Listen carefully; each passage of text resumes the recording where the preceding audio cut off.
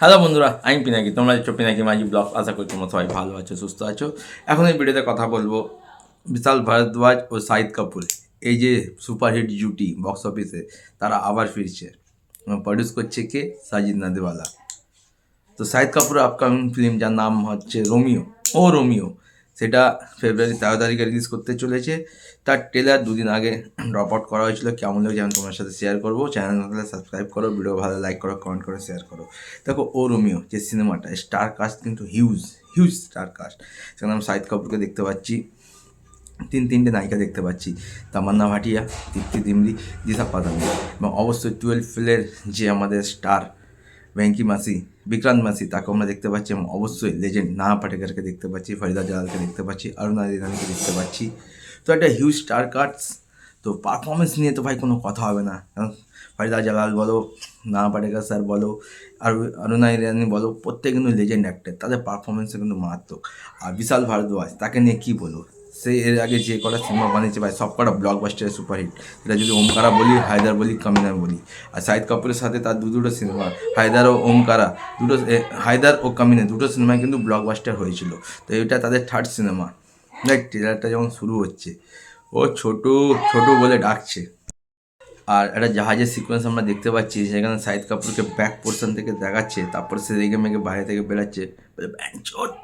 মানে বিশাল ভাইয়ের সিনেমা যদি রাপ ল্যাঙ্গুয়েজ না থাকে তাহলে কী করে হবে। শাহিদ কাপুর তারপরে এসে ফায়ার করছে, তার যে লুকটা ভাই সাংঘাতিক। তারপরে একটা ক্যারাম খেলার সিকোয়েন্স আছে, সেটাও বেশ ভালো লাগছে। তৃপ্তি দিমরিকে অল্প অল্প ঝলকে প্রত্যেকটা নায়িকাকে দেখিয়েছে, দিশা পাতানিকে দেখিয়েছে, তামান্না ভাটিয়াকে দেখিয়েছে, তৃপ্তি দিমরিকে দেখিয়েছে। তিনজনকে বেশ ভালো লাগছে। বিক্রান্ত মেসিকেও বেশ ভালো লাগছে। আর নাহা পাটেকার একটা ছোটো সিকোয়েন্স, ধাক্কা ধাক্কা নে লাগা ভাই, নাহা পাটেকার ড্যান্স করছে, কিলার। আর ফরিদা জালাল, যে ধরে নাও বলিউডে 50-55 বছর তার কেরিয়ার কমপ্লিট করে ফেলেছে, সে প্রথমবার তার মুখ থেকে আমরা রাফ ল্যাঙ্গুয়েজ শুনতে পেয়েছি।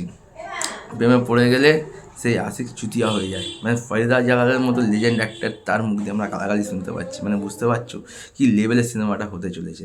আর লাস্টে একটা অরিজিৎ সিংয়ের ট্র্যাক আমরা শুনতে পাচ্ছি। ভাই শাহিদ কাপুরকে মানে দুর্দান্ত লাগছে। এরকম ক্যারেক্টার শাহিদ কাপুরকে বেশ মানায়।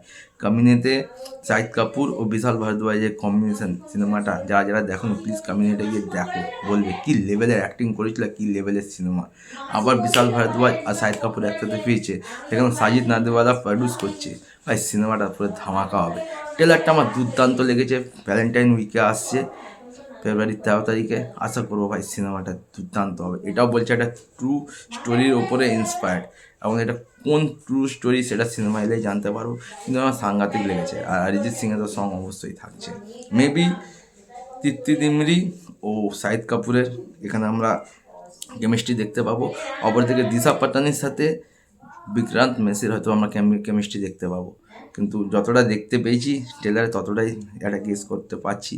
কিন্তু ভাই এক কথায় বলি, বিজিএম সাংঘাতিক, অ্যাকশন সাংঘাতিক, ক্যামেরার কাজ সাংঘাতিক। আর কি বলবো, এক কথায় ফাড়ু ট্রেলার হয়েছে ভাই, ফাড়ু। তোমাদের কেমন লেগেছে কমেন্ট করে জানাতে পারো। দেখা হচ্ছে নতুন ভিডিও। টাটা।